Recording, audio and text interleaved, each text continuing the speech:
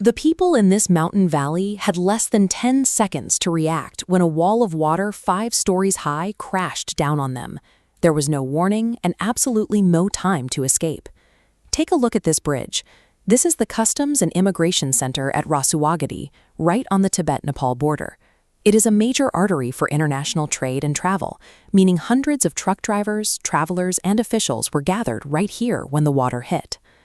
But the most baffling detail about this disaster comes directly from the local district officer. On the morning this massive surge tore through the valley, there was absolutely no rain in the region. This distinct peak is Mount Kailash. Because the border crossing sits on the main pilgrimage route to this mountain, the area was crowded with travelers. Right now, 105 Indian citizens who were making that journey are missing, their families unable to reach them. The casualties extend far beyond the travelers. 32 border police officers, whose job was to protect this crossing, were swept away. Further down the valley, 60 laborers were ambushed while working deep inside the dark tunnels of the Langtang hydro project. This aerial view shows what remains. The water erased roads, wiped out entire police posts, and replaced thriving market towns with a thick layer of mud, debris, and silence. A dry day in the valley cannot produce a flood of this magnitude.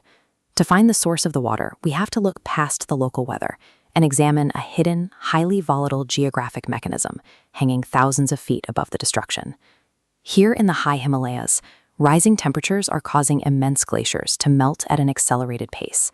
You can see in this image how that meltwater pools together to form massive, high-altitude lakes.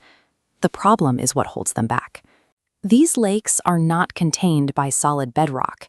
They are held in place by fragile, unstable walls of dead ice and loose mountain rubble. At 8:30 a.m. on the morning of the disaster, a 4.4 magnitude earthquake struck the Tibetan side of the border. That tremor was enough to shatter one of those fragile natural dams. This illustrates a GLOF, a glacial lake outburst flood. When the debris wall fails, the lake empties down the steep gradient in a violent release. As gravity pulls it down, the water picks up soil and boulders, gaining mass, behaving like a volcanic mudslide tearing through the valley. As it tore down the Bote Koshi River, the massive surge slammed into the 216-megawatt Upper Trishuli Dam. The dam broke, adding its own massive reservoir of trapped water to the flood, multiplying the destruction before it hit the towns below. Glacial lake outburst floods are a geographic certainty in a warming climate. Because the ice is melting and the lakes are expanding, these events are entirely predictable, trackable phenomena. Water is bound by the laws of physics. It cannot teleport from a high-altitude Tibetan lake into a Nepalese valley instantly. It has to travel. This map shows the exact path of the flood. The distance between the lake's collapse and the Timiri market created a minimum 10-minute window before impact. A simple early warning siren placed higher up the valley would have detected the surge and broadcast an alert downward, buying crucial time. 10 minutes is a massive amount of time in an emergency. It is more than enough time to drop what they are doing and walk up the steep valley walls to higher ground. The absolute silence of the valley's alert systems turned a 10-minute window for escape into a catastrophic loss of life. Exactly 13 months prior, in July 2023, a nearly identical glacial lake outburst tore through this exact same river. Following that event, international scientists generated clear satellite reports. This documentation explicitly warned the local authorities that the conditions for another, potentially larger outburst were actively forming.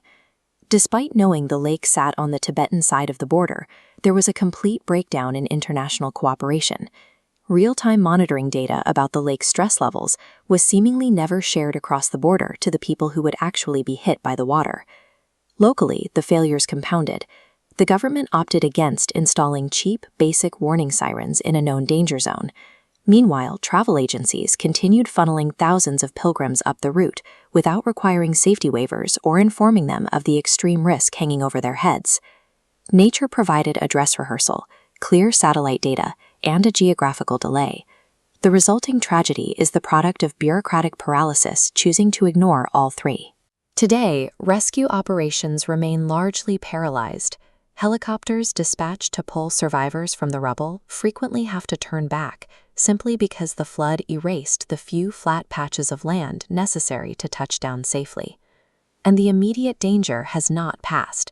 Authorities have confirmed that immense volumes of water are still trapped high in the mountains, and a second fragile wall could fail at any moment.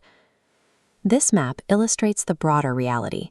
Similar, unmonitored glacial lakes hang precariously over millions of people across the Indian states of Uttarakhand, Sikkim, and Himachal Pradesh. If you have family members who were traveling on this route and you cannot reach them, please contact the Indian Embassy in Kathmandu immediately at the emergency numbers on your screen. People are still being found alive. When the mechanics of a melting mountain are mapped and understood, a flood is a natural event, but choosing not to install a siren below it is a human failure.